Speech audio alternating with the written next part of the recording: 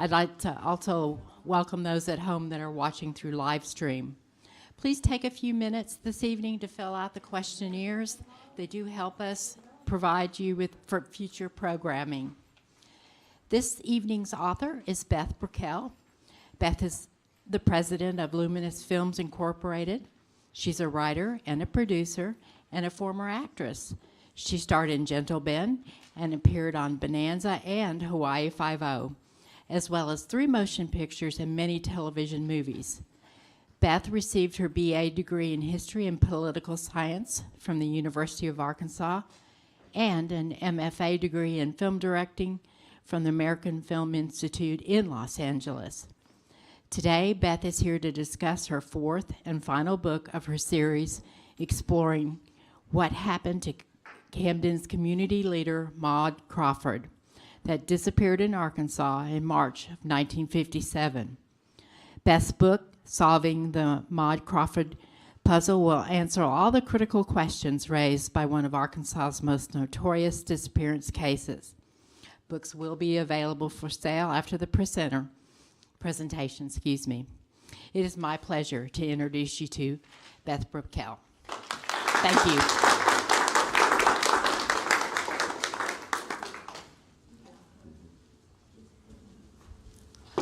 I want to thank Kathy. She is fabulous, and she set up this whole thing and organized it and advertised it and emailed about it, and so that's why all of you guys are here, and thank you so much for coming. Okay, we have photos. Now they've set that up for me too. Okay. So can everybody hear me in the back? Yes, ma'am. Okay, we're good to go. Those of us who have been interested in what happened to let me see if I did that right. I've got a spotlight on me. I don't want to block the photos. I want you to see the photos. Good grief. I feel like I'm on camera. Get those lights off of me. Anyway, we've been on a long journey, those of us interested in what happened to an outstanding community leader in Camden in 1957. For information, we first turned to the police investigation, but we learned that no body was found, no clue, no trace, no motive was uncovered, and the case was declared at a dead end after 2 weeks and abandoned. Nothing came from that investigation but a half dozen unproven theories and a lot of rumors. On Sunday morning, after she disappeared the night before, the police took a photo in the living room in the Crawford house of the chaise where Maude Crawford was sitting the night before, watching TV and stringing beans.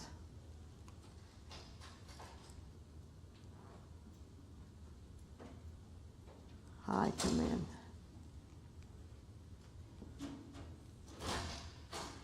The police found strings from those beans on the floor next to the chaise. And when a car came up the driveway between 9:30 and 10 o'clock, Maude left the pan of beans on the dining room table as she passed by, going to the back of the house. There was a large parking area in the back of the house, so all visitors came to the back door because a car could turn around in that large parking area and park. 29 years later, in 1985, I returned to my hometown of Camden, thinking that I might write a screenplay about the interesting mystery. And I started talking to people and asking questions. And right away, I it was so obvious that there was so much to be suspicious about. Why didn't the police find out anything about this case? And why did they give up even trying after only 2 weeks?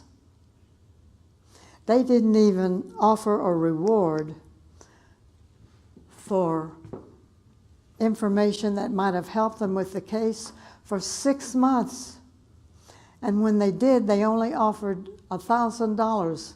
Even in 1957, $1,000 wasn't very much to expect someone to come forward with controversial information that might have gotten them abducted and they might have disappeared like Maude Crawford. That's today, of course, $1,000 is a lot more than that, but that wasn't much to offer for information that might have allowed the police to solve the case. I asked to see the police records, and I was told there aren't any.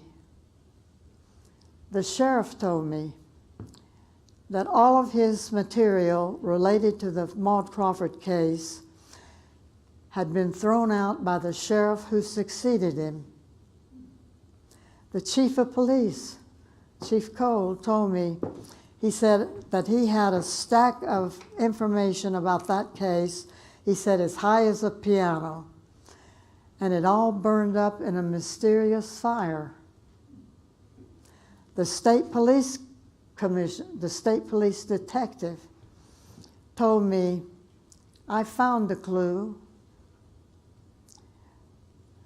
and information about the motive, put that information in a report, took it to Little Rock to the captain of the Criminal Investigative Division of the State Police, told him that everything pointed to an Arkansas State Police commissioner having had Maude Crawford murdered. The captain knew who it was, said there's too much money involved,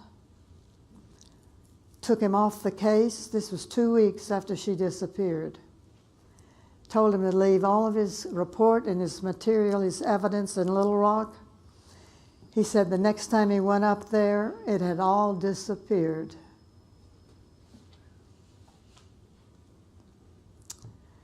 Also very suspicious was the fact that people were afraid to talk about this case in Camden. At that point, it was something that had happened 3 decades in the past. They were reluctant to talk about it and frightened to talk about it. But the case itself, it was very clear that that investigation was not a serious endeavor. And in talking to people, I realized that the fact that Maude Crawford had disappeared also wasn't taken seriously. And why? She was very well liked in Camden, very respected. She was the first woman attorney in Camden. And she was regarded as the best title and abstract lawyer in the state of Arkansas. She was the first woman elected to the city council, re-elected 3 times, served 8 years. She headed up many of the charity drives. And Arkansas Girls State in Little Rock was her idea. 2 years after Boys State was established, Miss Maude, as everyone called her, thought it was also important for girls to learn how state government worked. She served as a counselor every summer at Girls State from the year it was established in 1942 until her last summer, which was 1956. There's a photo taken that last summer of her at the governor's mansion serving punch to some of the girls. I had become very good friends with my 8th grade English teacher, whose daughters are here today. Sarah Yawn. And Miss Yawn became a real good friend, and every time I returned to Camden, I would always visit with her. And she would save any articles that came out in the newspaper about the Maude Crawford case and give them to me. There were always articles on the anniversary of her disappearance, which was March the 2nd. And she would express great upset to me. She would say, Camden just wants to sweep Maude Crawford under the rug as though she never existed. Why? Because I had a newspaper background, she wanted me to do an investigation of the case. So I had a very big decision to make. I had only planned to stay in Camden 3 or 4 weeks, just long enough to see if there was enough information for a screenplay. But it was obvious that no local person would dare do a serious investigation of this case because of local politics. And I was in a different situation as an outsider and yet a hometown girl. And people started opening up to me, and I could see they trusted me. And I can't tell you how many times a person would start the conversation, I've never told anyone this, but, and they would have a piece of information. I always thought of this case as a huge jigsaw puzzle because you'd get a piece of information from this one and a piece of information over here, and you'd have to put them together in order to understand something relevant to the case.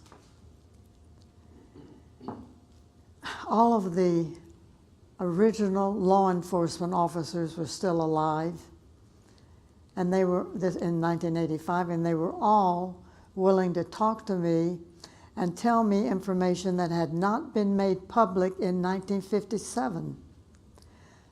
So I sort of felt an obligation. This case had been hanging over Camden like a black cloud. People called it a curse. And the reason it drove people crazy is because there was no information about it. And so people were trying to figure out, how did they get her out of the house with that vicious dog? And they would follow all of these rumors and these conspiracy theories, and people couldn't put it out of their minds because there was no information. And Camden had given me so much when I was growing up in the 40s and the 50s, when I was a child and a teenager. Camden was just the ideal small city of 16,000 people. The adults in the town made certain that those of us who grew up there, as all of us know who were at that time, gave us plenty of entertainment, plenty of healthy activities. We had excellent teachers in our schools for a small city. We had outstanding community leaders, and Maude Crawford was one of them. In 1955, the State Chamber of Commerce and the Arkansas Economic Council gave Camden an award as the most improved city in the state of Arkansas. And it was Maude Crawford who was asked to go to Little Rock to receive the recognition on behalf of the town because she had so much to do with Camden getting the award. So I thought maybe if I could uncover any information, it could be my way of giving back to the city. That gave me so much. It was really a wonderful place at that time. So I spent 16 months investigating the case. I talked to anybody and everybody who knew anything about Maude Crawford or anything relevant to the case itself, not only in Camden, but in other parts of Arkansas and other parts of the United States. Wherever there was a person who I knew had information that would help with the investigation, I would go and record the interview with them, afterwards transcribe it, and then type it up. And at a certain point, I began writing articles about my findings that the Arkansas Gazette printed on their front page over a 5-month period while I continued my investigation. This was in 1986. There were 19 articles in my investigative series. And my most important finding at that time was the motive for murder. Only one man had to get rid of Maude Crawford or risk going to prison for fraud and losing a $30 million estate that he was in the process of stealing from his senile aunt. Now, $30 million in 1957 is now, in today's money, more than $300 million. So it was a lot of money. Maude Crawford was the aunt's attorney, best friend, and across the street neighbor. She had drawn up the will for both Henry Berg, who was the aunt's husband who died in 1950, and when he died, a quarter of his estate went to Mike Berg, his nephew, and the other 3/4 went to his wife, his widow. Rose Berg was her name. And her will that Maude drew up was to leave her 3/4 of that estate to 3 nieces on her side of the family. Those nieces had all grown up in Camden, and Maude Crawford was very good friends with them. They were now living out of state, but Maude was determined to protect both the aunt, who was her client, and those heirs, those 3 nieces. But the nephew of Henry Berg, Mike Berg, wanted all of that money himself, and he was in the process of stealing it.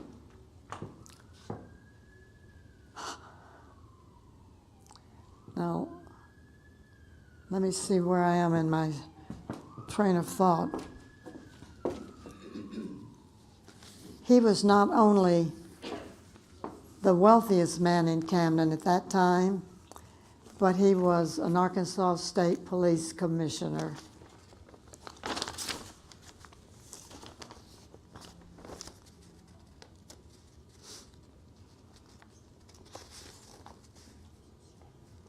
Let's see if I can find my place.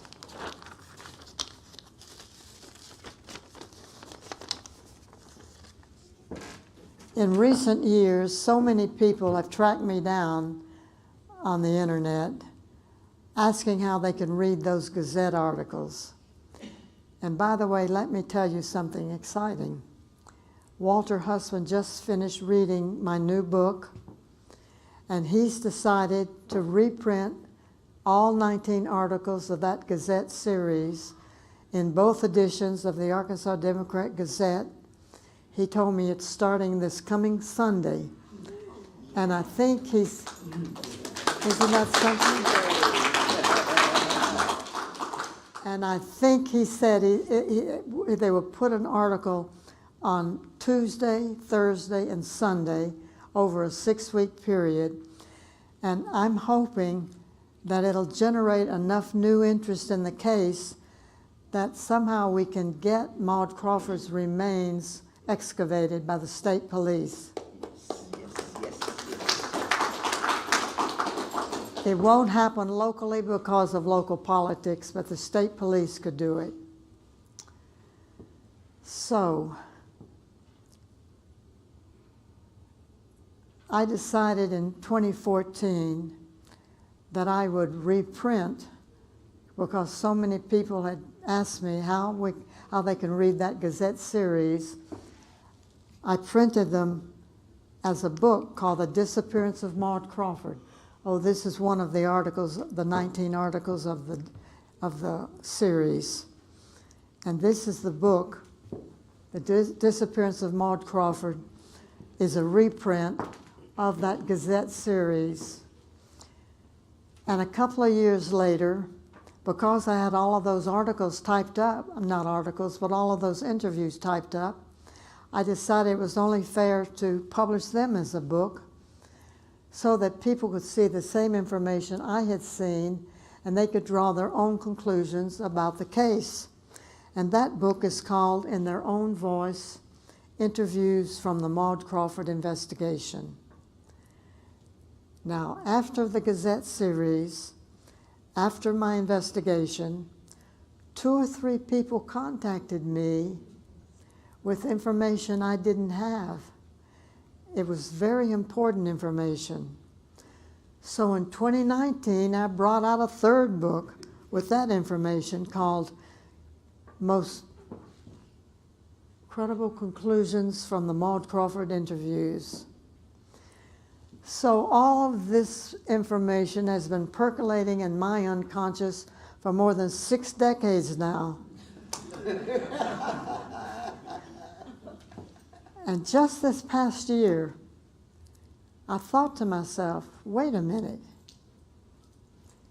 If we put aside all of the speculation in the interviews, all of the guesswork, the repetitions, the rumors, just zero in on the facts that we have that are corroborated, we know all of the answers about this case and what happened to Maude Crawford. And then I saw on a website, a trial lawyer's website, something about circumstantial evidence. Circumstantial evidence is evidence that establishes a fact through reasonable inferences.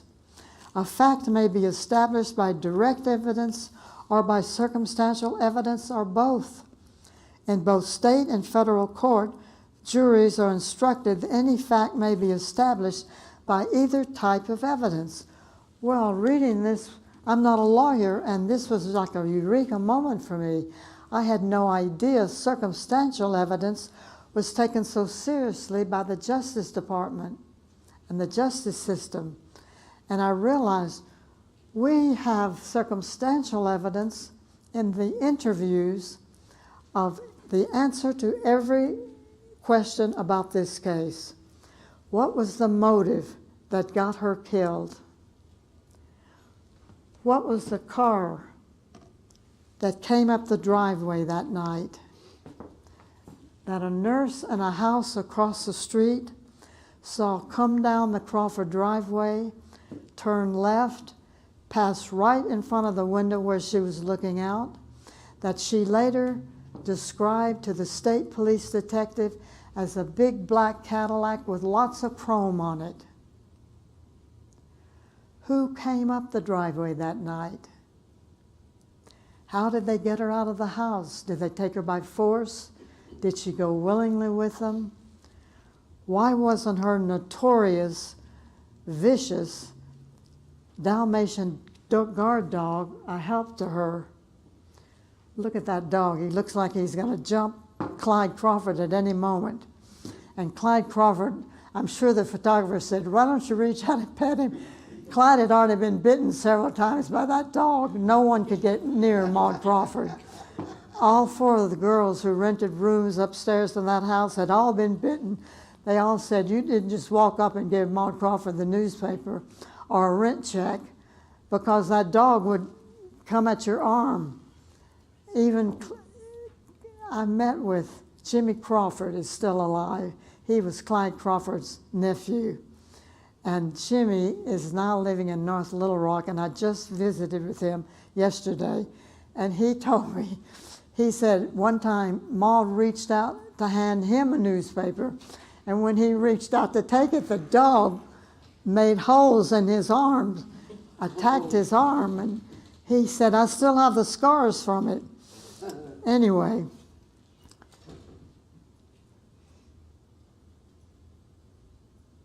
How was she killed? Who killed her? Where did they take her body? Why didn't the police come up with any of this information? And why didn't the FBI enter this case? Both the sheriff and the chief of police told me they called Senator John McClellan in Washington. He was very powerful at that time, and he had been in a law firm in Camden with Maude Crawford, so he knew Maude very well, and they begged him to get J. Edgar Hoover to bring the FBI into the case because they knew they didn't have the resources for such a high-profile case. I have now put all of these answers to all of these questions in my new book, which I call Solving the Maud Crawford Puzzle. I brought that book with me today if you're interested. It's on a table in the back. I didn't bring my other 3 books, but I have order forms if any of you are interested in ordering them. And I have someone helping me. She's a classmate. We call her my cash person today. The book is $25. So there's nothing left to do with this case. It's solved, in my opinion. This mystery is solved. There's nothing left to do but to excavate Miss Maud's remains and bury them in the cemetery next to her husband. And with that in mind, I've written letters and sent the new book to the prosecutor in South Arkansas, the current chief of police, the sheriff, the mayor, the editor of the Camden News, the publisher of the Camden News, who, as I said, is from Camden, and he's always been very interested in this case. And I've also written letters and sent the book to the family on whose private property we are 99% certain Maude Crawford's body was buried that night, asking them to consider letting the state police come on their property and excavate her remains. And I've put all of these letters to the officials and to the private family in the book itself so you can see what I ask of them. So this takes me to the end of my Maude Crawford journey. There's nothing more for me to do. I live too far away to get involved in whatever has to happen now to get the state police to excavate her remains. And if any of you have any questions, I'd be happy to answer them. Yes, sir. Yes, ma'am. Thank you. Were you ever threatened? Kathy, you want to give him a mic? He's picking up on the mic. Where is it? Just a minute. Okay. She's got a microphone, but go ahead. Were you ever threatened during this? My life was threatened several times. And some of my interviews were so scary because I knew enough about where I was going, and I'd been warned enough about the people I was getting ready to interview that I would leave a note in my typewriter of where I had gone in case I never came back. And sometimes during that investigation, the tension in the town, I could feel it rising to such a degree that I would leave for a couple of weeks and spend that time typing up my interviews before coming back to continue my investigation, because there was a lot of tension. There were people in Camden, not just the family of the perpetrator, but the family of all of the enablers of the perpetrator who didn't want anything about Maude Crawford to even be mentioned, which is why Ms. Jean said Camden just wants to sweep her under the rug and forget about Maude Crawford. Even now, when I go back to Camden, they don't let me buy a booth at the Daffodil Festival. I have a friend at a real estate office who on Cash Road, right around the corner from Wood's Place, for those of you who know Camden, who lets me sell my books there. We had a Maude Crawford weekend just this past weekend in Camden, and I sold my book. They have what they call a First Friday. The first Friday of every month, they have a big to-do downtown in Camden now with a band and music and lots of people and lots of canopies with people selling different crafts and different things they've made. They wouldn't let me have a booth at the First Friday. So anyway, on Saturday, I gave my talk at the local college in East Camden. And then on Sunday, the people who live in the Crawford house now opened their house for a tour, and 90 people showed up to see the Maude Crawford house, and I gave a tour of how she spent her last night. Any more questions? Yeah. Did Clyde ever find out? Wait a minute, she's got a mic for you.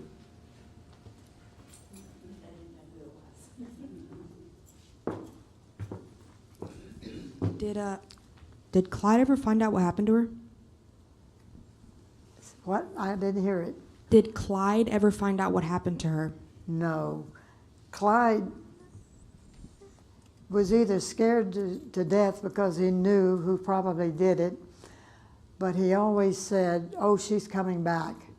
He always looked for her to come back.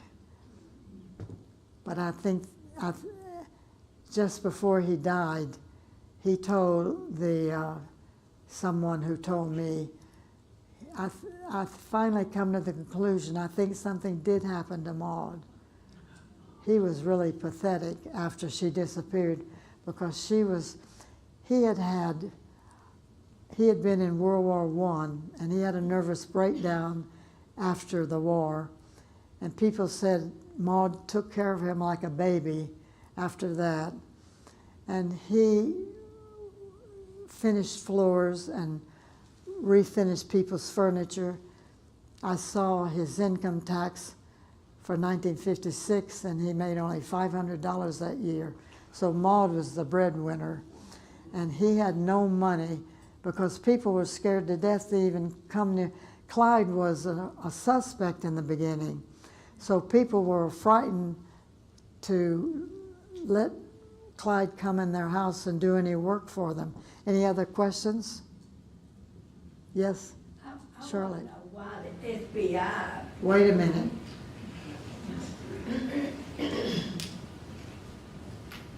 I would like to ask why the FBI. Does that microphone work?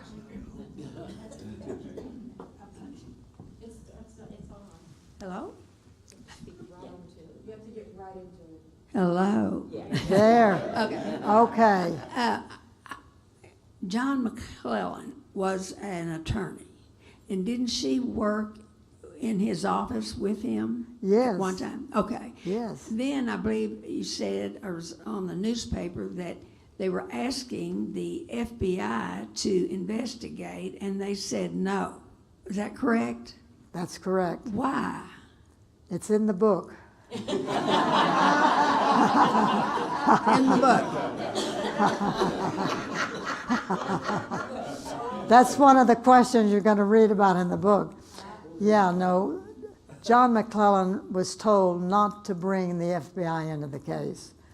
And you'll find out who told him and how they had that influence over him. Yeah. Billy, you have a question? You just... Yeah, Charlotte has another question, and then someone in the back. Beth, there was a photograph you had, and it was grassy, and then in the back I noticed a building, like a shed. What was that? One of these photos? Uh-huh. The garage behind it. Oh, it was a garage. Oh, that was the garage. And Oh. Clyde had, Maud set him up with a woodworking shop in that garage. Okay. And there's a gentleman in the back who has a question. Thank you. My father's family was from Camden. The Rumpf family, they were pretty prominent a long time ago, too. And he built a couple homes in Camden in the mid-'70s, and he knew Mike Berg, and I don't think he liked him at all, and I think he was scared of him. And I think my dad, I never remember him being scared of anybody, but they had that prominent house on Washington Avenue. But I think in the 70s, the respect, fear, or whatever of him was pretty palpable in that town. And you must have experienced that in the 80s when you were writing your articles. Well, he died in 1975, 75. or I would never have been able to do an investigation, nor anyone else. But he was gone for, 10 years at that point. But everyone was frightened of him, and that's something else in the book. That's one of my questions. Who was Mike Berg? And I have a lot of quotes. By the way, I made this new book a companion to my second book of interviews with page numbers from the second book of everything that I quote in the new book, so that if you question maybe I took something out of context, you can look up the larger context. You can look up the whole interview of people I'm quoting and using their information to draw the conclusions I've drawn. Anyone else have a question? I do have one. Yeah, okay. That picture you showed, it looked like the Bird Lake Dam. Was that what that was? Bird Lake? But I don't think there's a picture today of the Bird Lake Well, it Dam. looked like the old dam there or something. It's on one of the pictures. There is a picture of the Bird Lake Dam in the new book. Yeah. You'll see that. Because they've drained the lake now. It's just a lake bed now. Go ahead. Well, this is a kind of a strange question because it's not really about your book necessarily. But you showed several times, and it's on the cover of one of your books, Maude Crawford handing something to some young ladies. Is that at Girls State? Yeah, that was the photo Well, I showed I'm earlier. going to tell you that the woman she's handing stuff to looks like my mother. Oh, really? I don't know if it is, and What I was don't know her if my name? mother ever went to Girls State, so I'm going to have to look into that. But I just wanted to let you know See, that. would she have graduated about 1957? No, well, let's see. Wait, let me think about this. No, she would have probably graduated from high school in 1950. Oh, that was much earlier. That picture was taken in 1956. Okay, all right, her thank you. last summer. Mystery solved. Anything else, anybody? Just one. Yeah. Did you use cadaver dogs to search the field? No. Okay. No, but I was taken, when I did my investigation, I was taken and shown where I later got corroborating information. I didn't know how seriously to take it at first, where she's buried. And then later I got very solid information about, yes, sure enough, that's where they took her body that night. Thank you. And that's in the book. It's real interesting material. Anything else, or? Just Wait a minute. Kathy, can you get over there to her? No, you're fine. No, you go right ahead. getting your workout tonight. Hey, it works for me. I don't have to walk tonight after work. I wanted to ask you, I know you'll say it's in the book, but I'll ask, is it in the book who the big black Cadillac or car with all the chrome, did you find out who owned that? Yes, yes. It's in the book. We know exactly. It's in the book. We know exactly what that car was, and it wasn't what we thought in the beginning was the car. That was a revelation. Anything else, or y'all Beth- had enough? Beth, I just had one question. Yeah. So all of the money from the estate, was that ever settled? Did the nieces get any of that money? That's also in the In book. the book.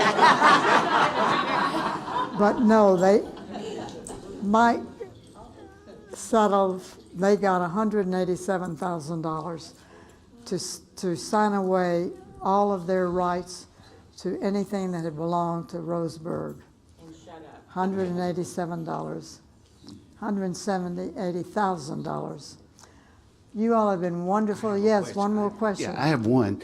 I take Maude back to Warren. You know, she was from Warren. She graduated Yeah. valedictorian So from high my school. great-grandmother, this is kind of a crazy story, but I guess it would be my great-aunt and Maude were best friends at Warren High School. Oh, So, wow. and then by the time my grandmother was born, my great-grandmother let Maude and my great-aunt name her. And so my grandmother's named after Maude Crawford. Isn't that crazy? I know. So that's always been my grandmother always took that as, you know, that was Isn't that just. it? Are you from Warren? I am. Yeah, grew up grew up there in and was a Warren? dentist there for 35 years. Isn't that so, interesting? And so it was so interesting to me, you know, Beth, growing up in South Arkansas, Yeah. in our little towns, so much of this happened. You know, in Warren too, the people that had it could shut it down pretty quick. And I just think that's so great that she didn't have children. You know, my grandmother used to talk about, she had a photographic memory. That's why she was so smart, is what my grandmother always that what said. she said? That her sister always said, there was just Yeah. no one as smart as her. But A it's, federal judge in El Dorado told me, he said, Maude Crawford could read an airship 10 years ago and still remember every word of it.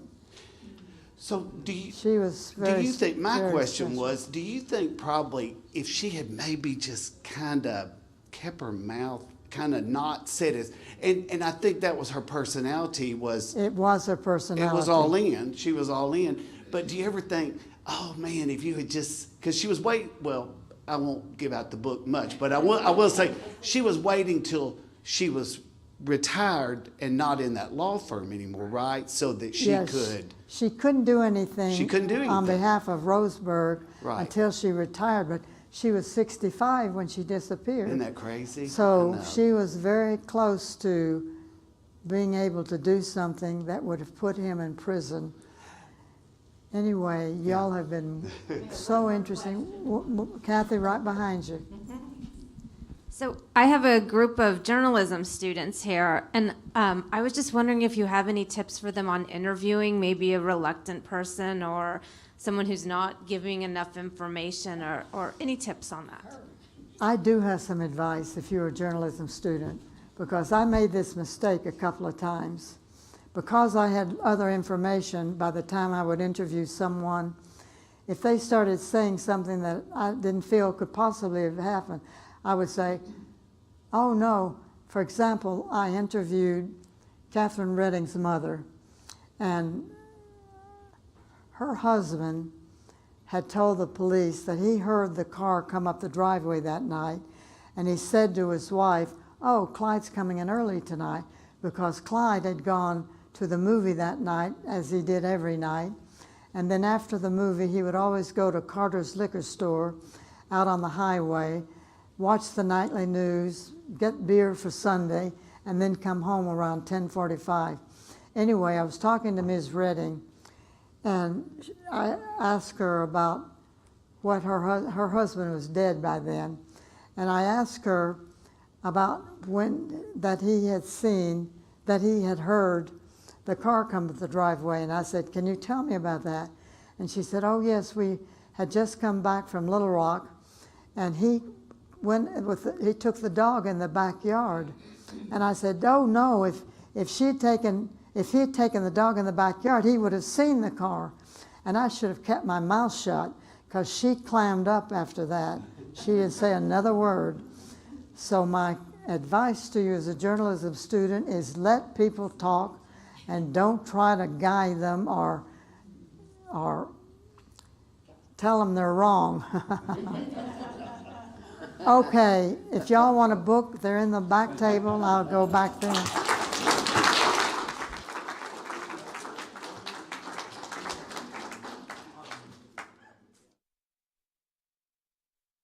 Really appreciate it. Have a good night.